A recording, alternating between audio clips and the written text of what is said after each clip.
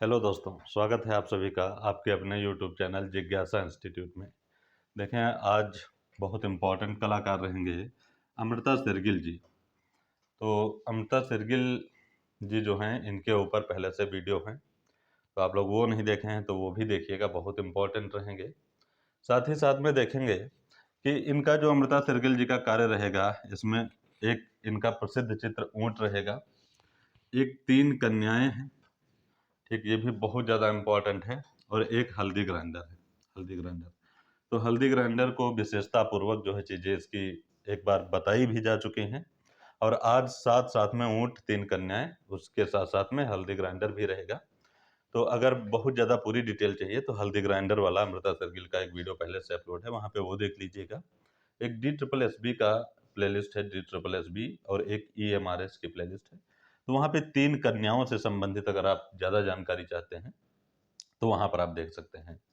लेकिन आप तीनों जो चित्र रहेंगे वो रहेंगे साथ में।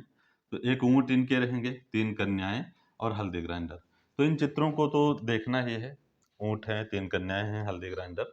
साथ ही साथ में जो अमृता शेरगिल जी का और कोई प्रसिद्धि है, शिक्षा वगैरह है, या जो भी विशेषता है, या इन चित्रों के अलावा जो चित्र हैं उन पर भी देखेंगे, ध्यान देंगे, ठीक है। तो कला से संबंधित जितनी भी परीक्षाएं रहती हैं सभी के लिए ये वीडियो बहुत इम्पोर्टेंट रहेगा। छोटे छोटे वीडियो हैं तो थोड़ी देर बस बने रहिए, 8-10 मिनट। चलें, तो सबसे पहले अमृता शेरगिल जी के बारे में देखते हैं। इनका जन्म जो है 1913 में बुडापेस्ट हंगरी में हुआ था, और मृत्यु उनकी 1941 में लाहौर में हुई थी।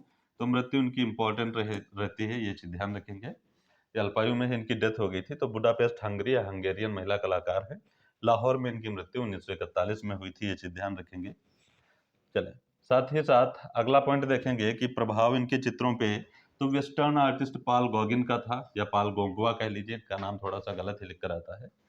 चित्रण विषय इनका बेहद इंपॉर्टेंट रहेगा, जिसमें देखेंगे विषय जो इनके चित्रों का रहा है ये पूर्णतः भारतीय रहा है, लेकिन तकनीकी स्टाइल शैली जो रही है, तकनीकी कहें शैली कहें, ये रही है विदेशी। तो ये भी बहुत इंपॉर्टेंट हो जाएगा कि विषय पूर्णतः भारतीय हैं और तकनीकी इनके चित्रों में विदेशी परिलक्षित होती है, या विदेशी तकनीकी का प्रभाव रहेगा या दर्शन होते हैं इनके चित्रों में, चाहे जैसे समझ लीजिए, बात वही रहेगी। नेक्स्ट देखते हैं प्रसिद्धि। तो ये प्रसिद्धि बहुत ज़्यादा इम्पॉर्टेंट है, और ये चीज़ें एक बार पिछले वही बताया गया कि 3 कन्याओं वाला जो है चित्र कर, हल्दी ग्राइंडर्स वाला जो है वो करवाया जा चुका है, तो उसमें ये प्रसिद्धियां भी होंगी। कुछ पॉइंट यहाँ पर बढ़े भी हैं, तो साथ ही साथ में देखते चलेंगे। जितनी बार आएंगे चीज़ें उतनी बार हमारे लिए अच्छा है। तो आधुनिक कला का प्रवर्तक अमृता शेरगिल जी को कहा जाता है। भारतीय कला इतिहास में मील का पत्थर इन्हें कहा जाता है। भारतीय कला इतिहास में सर्वाधिक आत्मचित्र या सेल्फ पोर्ट्रेट बनाने वाली महिला आर्टिस्ट हैं यह। भारत की फ्रीडा कोहलो इन्हें कहा जाता है। ठीक, फ्रीडा कोहलो मैक्सिको की थी, लेकिन इनको फ्रीडा कोहलो भारत की माना जाता है, या कहा जाता है, या उनकी उपाधि दी जाती है। तो ये सारे के सारे जो रहेंगे बहुत इंपॉर्टेंट रहेंगे, तो ये प्रसिद्धियां ध्यान रखेंगे। वैसे तो अनगनत प्रसिद्धियां हैं और अनगनत विशेषताएं हैं, क्योंकि ये सब बहुत फेमस आर्टिस्ट रहते हैं, लेकिन जितना बताया जाता है उतना तो जरूर याद ही करना है। ये देखेंगे इमेज रहेगा, चित्र रहेगा ऊँट। ये ऊँट ऊँट का चित्र है। ये ऊँट रहेंगे इनके, अमृता शेरगिल जी के द्वारा निर्मित है। तो रंगांकन योजना और आकृतियों का जो आकार है वो देखना है, और आकृतियों का जो प्रकार है या स्टाइल शैली तकनीकी जो है उस चीज़ को देखना है। तो सबसे पहले देखेंगे, इस जो चित्र रहेगा इसका शीर्षक रहेगा ऊँट, और इसको निर्मित किए हैं अमृता शेरगिल जी। समय 1941 में, बिल्कुल जीवन के अंतिम समय में इन्होंने इस चित्र को बनाया है, ऊँट को। और संग्रह रहेगा राष्ट्रीय आधुनिक कला संग्रहालय नई दिल्ली।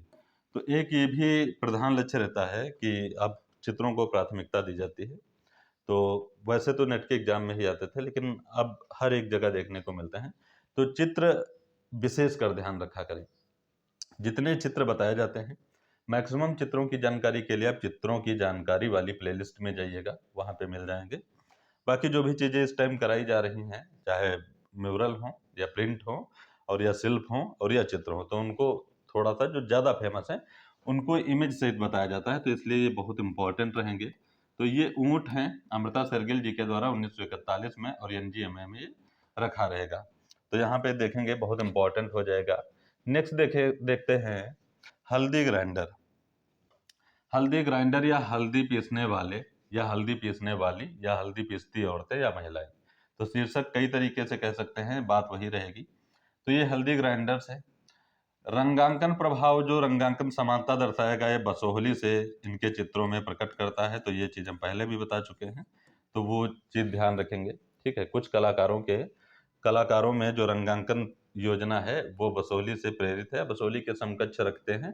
जैसे मंजीत बाबा हैं, अमृता शेरगिल हैं, तो ये कुछ लोग पूछे जाते हैं, तो इनको ध्यान रखिएगा। तो हल्दी ग्राइंडर का समय 1940 में रहेगा, मीडियम इसका तैल रहेगा, संग्रह इसका भी NGMA में रहेगा। तो ये भी चित्र बहुत इंपॉर्टेंट है। तो इमेज भी देखते रहें और चित्र में जितना बताया जाता है उसके बारे में भी देखते रहें। नेक्स्ट देखेंगे, 3 गर्ल्स है। 3 गर्ल्स, या इसको 3 कन्याएं कह लीजिए, या 3 महिलाएं कह लीजिए, 3 महिलाएं कह लीजिए, 3 महिलाएं, या 3 सिस्टर्स कह लीजिए, 3 सिस्टर्स कह लीजिए, या 3 बहनें कह लीजिए। तो इसको अलग अलग शीर्षक से पुकार सकते हो। इसमें देखें, इसके बारे में एक वेदनापूर्ण बहुत ही स्थिति इसमें दर्शाई गई है। शादी को लेकर चिंतित स्त्रियां यहाँ पर दिखाई गई हैं। तो ये सारी चीज़ें हैं। तो वहाँ पर बहुत ज़्यादा डिटेल में अगर चाहिए तो EMRS या DSSB वाली प्लेलिस्ट में आप चित्रकारों वाली वही यूनिट 5 वगैरह होगा, तो उसमें आप लोग देख लीजिएगा अगर ज़्यादा डिटेल चाहिए। बाकी डिटेल यहाँ पे है, जितनी होनी चाहिए पर्याप्त है। चित्रगत विशेषताएं जो हैं वहाँ पे अगर देखना चाहें तो मिल जाएगा। तो 3 गर्ल्स जो रहेगा अमृता शेरगिल जी के द्वारा बना है। चित्र का नाम है 3 कन्याएं या 3 गर्ल्स, या 3 महिलाएं या 3 सिस्टर्स। चित्रकार इसके अमृता शेरगिल हैं। कैनवास रहेगा धरातल, माध्यम रहेगा तैल रंग। राष्ट्रीय आधुनिक कला संग्रहालय नई दिल्ली में संग्रहित है। पीरियड इसका आधुनिक रहेगा निर्मित होने का, और इसका जो समय रहेगा तो 1936 से 40 या 1938, दोनों के मिडल वाला, ये वाला भी कह सकते हैं। तो इसके मध्य इसकी रचना रही है। तो चित्र बहुत ज़्यादा इंपॉर्टेंट है जो भी बताए जा रहे हैं, तो चित्रों को देखते चलेंगे। जो चित्र कहीं ना कहीं पूछे गए हैं उन चित्रों को विशेषकर यहाँ चित्रों सहित उनके बारे में जानकारी दी जा रही है।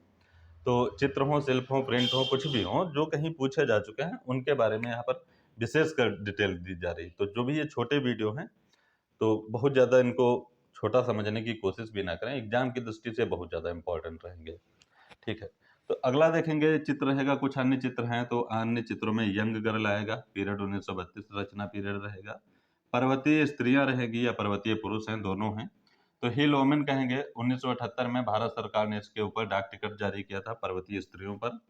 अगला देखेंगे, केले बेचने वाले हैं, फल बेचने वाले या बनाना सेलर्स कह लीजिएगा। अगला देखेंगे, दक्षिण भारतीय ग्रामीण बाजार जाते हुए।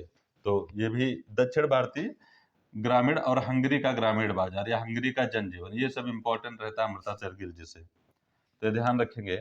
अगला देखेंगे, अगला चित्र रहेगा इनका ब्रह्मचारी है, और अगला रहेगा वधु का श्रृंगार। नेक्स्ट है विलेज सीन। नेक्स्ट है सूरजमुखी या सनफ्लावर। अगला है भिखारी या बेगर्स। तो ये चित्र रहेंगे बहुत ज़्यादा इंपॉर्टेंट हैं, पूछे जा चुके हैं कहीं ना कहीं। अगला देखेंगे चित्र रहेगा मदर इंडिया या भारतीय माँ रहेगा। नेक्स्ट है लिटिल गर्ल इन ब्लू। अगला देखेंगे बाल वधु है, जिसको बालिका वधु या छूत बालिका के नाम से जाना जाता है। लिटिल गर्ल इन ब्लू जो है ये बहुत ज़्यादा इंपॉर्टेंट इसलिए हो जाता है, ये 18.69 करोड़ में क्रय हुआ था, बिका था, ऐसे कह लीजिए। पर्वतीय पुरुष, तो पर्वतीय स्त्रियां और पर्वतीय पुरुष ये दोनों इनकी रचनाएं रहेंगी। ठीक है, पर्वतीय स्त्रियां जो है उसके ऊपर डाक टिकट जारी किया गया था, उस चीज को भी ध्यान रखना है। नेक्स्ट देखते हैं, अगला रहेगा, अगली जो इनकी कृतियां रहेंगी तो आर्ट एंड एप्रिसिएशन है। द स्टोरी टेलर बहुत ज़्यादा इंपॉर्टेंट है, सबसे महंगी कृतियों में स्टोरी टेलर है। इसके बारे में ज़्यादा जानकारी अगर देखना चाहते हैं तो एक विविध वाली प्लेलिस्ट होगी, उसमें शांति निकेतन और होयसलेश्वर मंदिर जो यूनेस्को द्वारा विश्व धरोहर में शामिल किए गए थे, तो वहाँ पर उन्हीं के साथ द स्टोरी टेलर उसी पीरियड में ये जो है ये नीलाम हुई थी, तो इसका भी उसी के अंदर है। तो शांति निकेतन और होयसलेश्वर के मंदिर जब वहाँ पे यूनेस्को द्वारा विश्व धरोहर की सूची में शामिल किए गए हैं, तो वो वाला पार्ट देखिएगा, तो उसमें शांति निकेतन की डिटेल मिलेगी, होयसलेश्वर की, और द स्टोरी टेलर की मिलेगी। तो ये बहुत ज़्यादा इंपॉर्टेंट है, वो वीडियो जरूर एक बार देखिएगा, नहीं देखे हैं तो। अगला रहेगा टू मेडिकेंटस। तो अगला चित्र इनकी या अगली कृत रहेगी टू मेडिकेंटस। अब देखेंगे यहाँ पे नोट करके पॉइंट लिखा है कि अमृता शेरगिल जी एशिया की पहली महिला कलाकार हैं जिसे ग्रैंड सेलो सम्मान प्राप्त हुआ या प्रदान किया गया था। ये बहुत इंपॉर्टेंट है, पहली भारतीय महिला कलाकार हैं जिन्हें ग्रैंड सेलो या ग्रैंड सोलन पुरस्कार से नवाजा गया, सम्मानित किया गया। ये चित्रकारी के साथ साथ वाद्य यंत्रों में वायलिन और पियानो भी बजाती थी, तो ये भी इंपॉर्टेंट रहेगा। इन्होंने अपने चित्रों में, ये बहुत इंपॉर्टेंट है कि अमृता शेरगिल के चित्रों में क्या दिखाई पड़ता है, तो दुख विषाद की भावना प्रकट होती है या परिलक्षित होती है, या प्रकट करने वाले गरीब दिखाए गए हैं, भारतीय, जो मतलब गरीब भारतीय हैं, तथा साथ ही साथ हंगरी के जनजीवन और दक्षिण भारतीय बाजारों को चित्रित किया गया है। तो इनके चित्रों में दुख और विषाद की भावना पूर्ण रूप से प्रकट होती है और ये इंपॉर्टेंट भी रहता है, तो इस चीज को भी ध्यान रखेंगे। ठीक, इसी के साथ आज का सेशन समाप्त होता है। मिलते हैं नेक्स्ट डे नेक्स्ट सेशन पे। Thank you so much, thank you all of you.